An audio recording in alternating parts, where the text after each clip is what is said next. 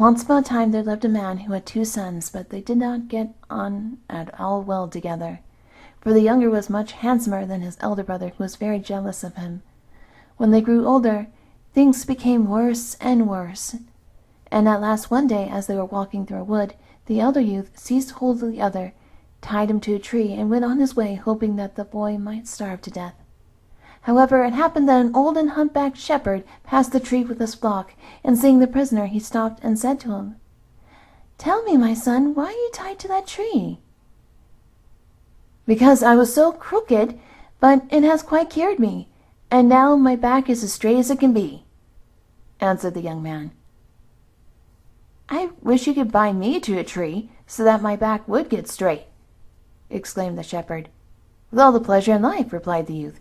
"If you'll loosen these cords, I'll tie you up with them as firmly as I can." This was soon done, and then the young man drove off the sheep, leaving the real shepherd to repent for his folly. And before he had gone very far, he met with a horse-boy and a driver of oxen, and he persuaded them to turn with him and to seek for adventures. By these and many other tricks he soon became so celebrated that his fame reached the king's ears, and his majesty was filled with curiosity to see the man who had managed to outwit everybody. So he commanded his guards to capture the young man and bring him before him. And when the young man stood before the king spoke to him and said, "By your tricks and the pranks you have played on other people, you have in the eye of the law forfeited your life. But on one condition I will spare you, and that is, if you'll bring me the flying horse that belongs to the great dragon. Fail in this, and you shall be hewn into 1,000 pieces." "If that is all," said the youth, "you shall soon have it." So he went out and made his way straight to the stable where the flying horse was tethered. He stretched his hand cautiously out to seize the bridle, but the horse only began to neigh as loud as he could. Now, the room in which the dragon slept was just above the stable, and at the sound of the neighing he woke and cried to the horse, "What is the matter, my treasure? Is anything hurting you?" After waiting a while the young man tried again to loose the horse, but a second time, and neighed so loudly that the dragon woke up in a hurry and called out to know why the horse was making such a noise. But when the same thing happened the third time, the dragon lost his temper and went down into the stable and took a whip and gave the horse a good beating. This offended the horse and made him angry, and when the young man stretched out his hand to untie the head, he made no further fuss, but suffered himself to be led quietly away.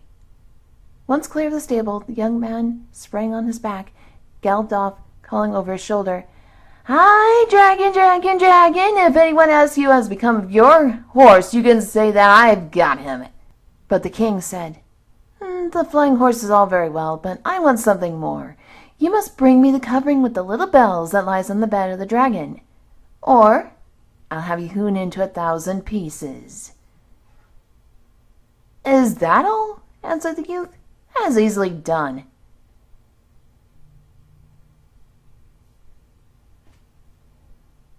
And when night came, he went away to the dragon's house and climbed up onto the roof.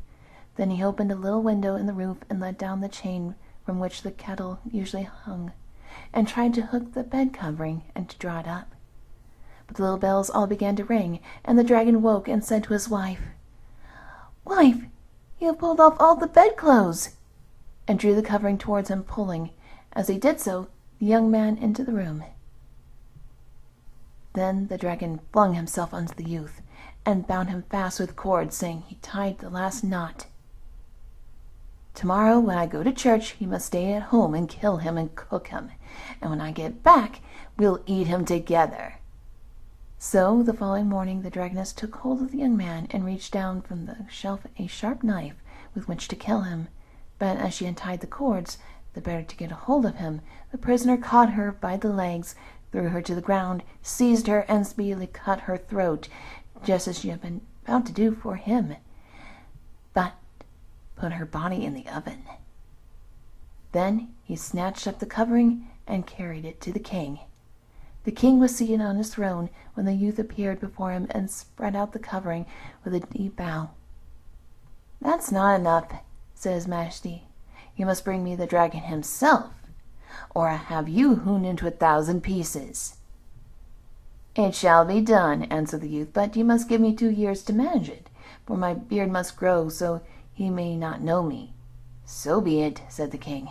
And the first thing the young man did when his beard was grown was to take the road to the dragon's house, and on the way he met a beggar, whom he persuaded to change clothes with him, and in the beggar's garments he went fearlessly forth to the dragon.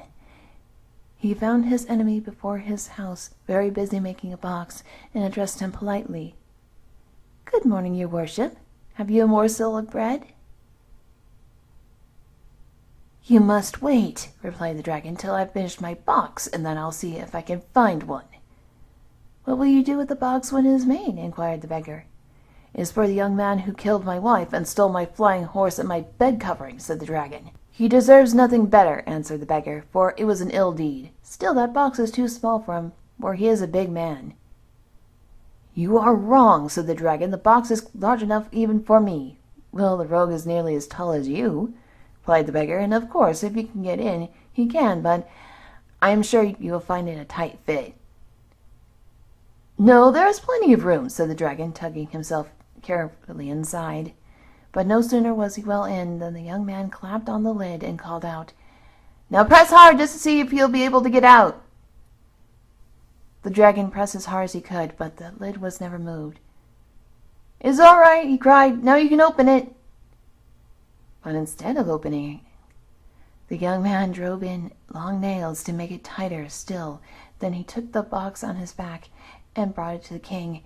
And when the king heard what the dragon was inside, he was so excited that he would not wait 1 moment, but broke the lock and lifted the lid just a little way to make sure he was really there. He was very careful not to leave enough space for the dragon to jump out, but unluckily there was just enough room for his great mouth, and with one snap, the king vanished down his wide red jaws. Then the young man married the young king's daughter and ruled over the land. But what he did with the dragon, nobody knows. The end.